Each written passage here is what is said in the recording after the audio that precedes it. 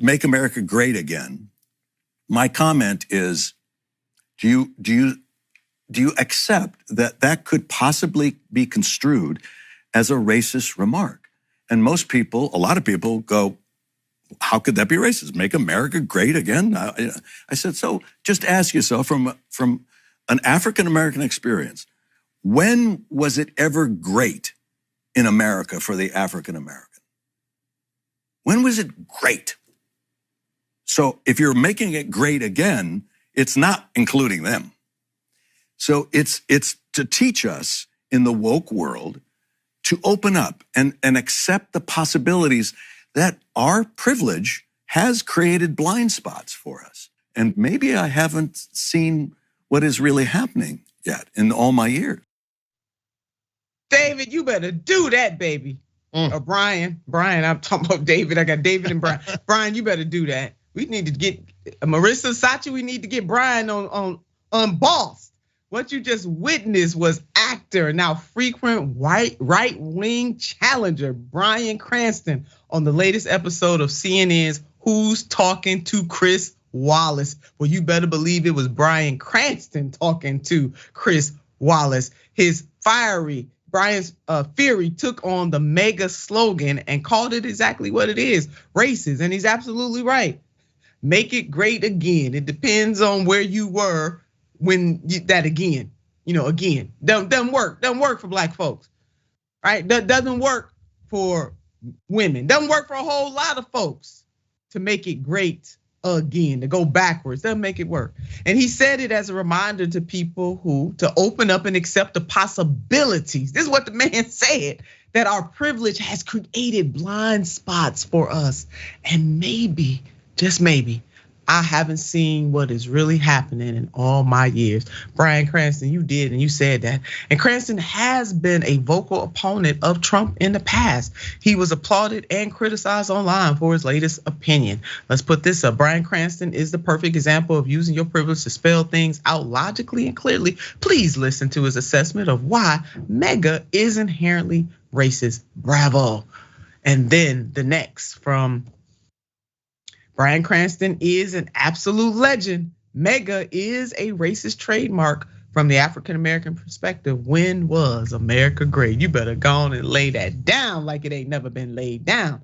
And the next, this is precisely what I refer to as progressive self-flagellation. Yes, slavery is an indelible part of American history at Bryan Cranston, but it would be difficult to find a society today that is less racist than the United States. Regrettably, slavery has been the norm.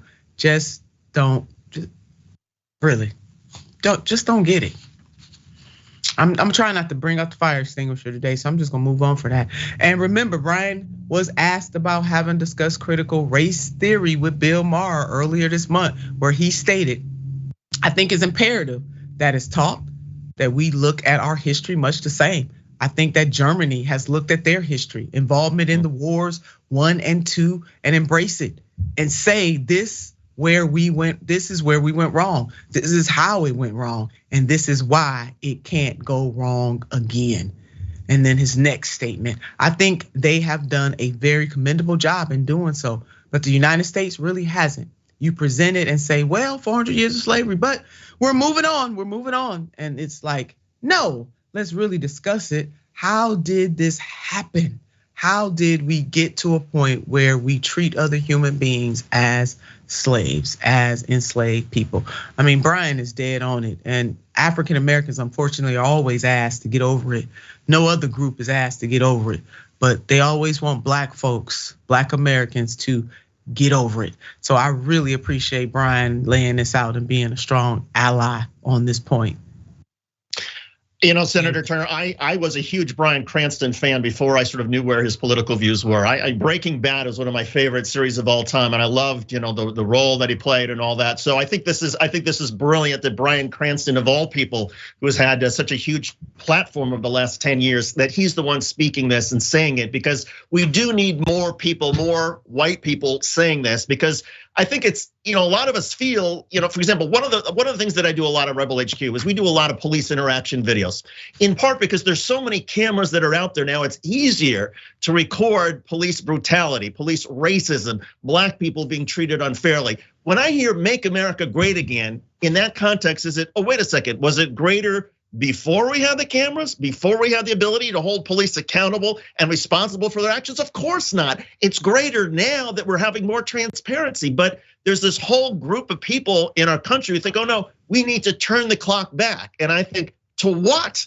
I mean, we continue to make progress. What are we turning back to? And particularly, I think for African Americans, it must sting even harder. So I'm so glad that Bryan Cranston has said this, and I wish more people were saying it as well.